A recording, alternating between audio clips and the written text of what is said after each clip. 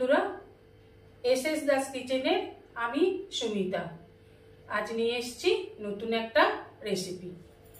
আশা করি রেসিপিটা আপনাদের ভালো লাগবে। রেসিপিটা ভালো লাগলে অবশ্যই একটা লাইক, কমেন্ট, সাবস্ক্রাইব করার অনুরোধ রইল।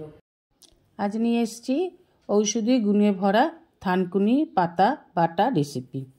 নিয়ে নিচে এক আঁটি থানকুনি পাতা ভালো করে ধুয়ে জল ঝরিয়ে নিয়েছি। এবার পাতাগুলোকে বেটে নেব। একটা মিক্সি জারে নিয়ে নেব একটা কাঁচা লঙ্কা, নিয়ে নেব পাতাগুলোকে দিয়ে পেস্ট করে নেব। থানকুনি পাতা পেটের পক্ষে খুব ভালো। এছাড়া অ্যালার্জি হলে, ঘুম কম হলে, অরুচি হলে এই থানকুনি পাতা বাটা খেলে এগুলো অনেক পরিমাণেই কমে যায়। তাই মাঝে মধ্যেই থানকুনি পাতা বাটা খাওয়া ভালো। যারা খেতে পারেন না, থানকুনি পাতার কাঁচা গন্ধ লাগে, তারা এইভাবে খাবেন। ওভেনে কড়া বসিয়ে দিয়ে দিন সাদা তেল, দিয়ে দেবো কালো জিরে ফোড়ন, দিয়ে দেবো রসুন কুচি, দিয়ে দেবো শুকনো লঙ্কা। এবার ফোড়নটাকে একটু ভালো করে 1 সেকেন্ডের মতন ভেজে নেব।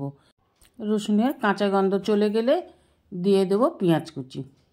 পেঁয়াজ কুচিটাকেও একটু ভালোভাবে ভেজে নেব। দিয়ে দেবো 1 টিস্পুন লবণ, দিয়ে ভালোভাবে পেঁয়াজটাকে হালকা ব্রাউন করে ভেজে নেব। পেঁয়াজ ভাজা ভাজা হয়ে গেলে দিয়ে দেবো বেটে রাখা থানকুনি পাতাটাকে।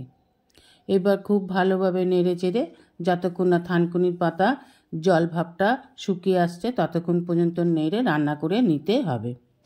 ভালোভাবে নাড়াচাড়া করে নামিয়ে নিলেই তৈরি থানকুনি পাতা বাটা। এইভাবে নামিয়ে নেব। এই যে রঙটা সবুজ আছে এইরকম, এর বেশি আর ভাজবো না। এবার নামিয়ে গরম গরম ভাতের সাথে পরিবেশন করুন। এইভাবে ভর্তা করে খেলে কোনো রকম কাঁচা গন্ধ লাগে না, খেতেও খুব ভালো লাগে।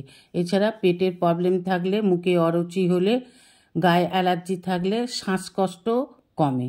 এইভাবে করে খেয়ে দেখবেন।